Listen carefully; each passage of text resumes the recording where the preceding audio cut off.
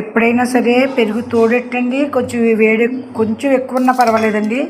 అలాంటప్పుడు మన ఫ్రిడ్జ్ అంటున్నాను నేను, మనం పడుకుని రూమ్లో ఫ్యాన్ కింద పెట్టుకుంటే ఇదిగో ఇలా పర్ఫెక్ట్గా తయారవుతుంది. ఇగో పెరుగు చూసారు కదండి, నీరు రాకుండా అండి. చల్లదనానికి బాగా తోడుకుంటుంది నేను చెప్తున్నాండి. మేగడ కూడా మనం తీసుకుంటున్న ఈజీ అండి. ఇదిగోండి మేగడ చూడండి, ఉట్టప్పుడు కంటే ఎక్కువ మేగడ వస్తుందండి. ఇదిగోండి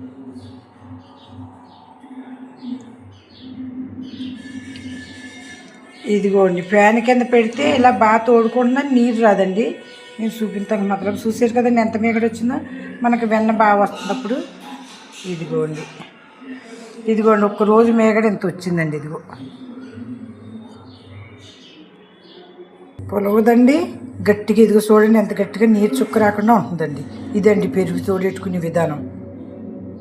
ఫ్యాన్ కింద పెడితే ఉడుకు తక్కువ ఉండండి, నీరు తేరదండి. అదే వంటింట్లో పెడితే నీరు వచ్చేస్తుంది. అందుకే నాకు ఇవాళ తెలిసింది మీకు చూపిస్తున్నాను. ఇంత క్రితం పెట్టామండి, చాలా అంత అబ్జర్వ్ చేయలేదండి.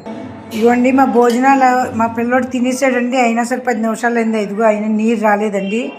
అంటే అంత బాగా చల్లదనానికి కూర్చుంటుందండి. సరిపడి వేడి ఉంటే వేసుకుంటే, కొద్ది లైట్గా ఎక్కువ వేడి ఉన్నా పర్లేదు. నేను కొంచెం ఎక్కువ వేడి మీద వేస్తానండి.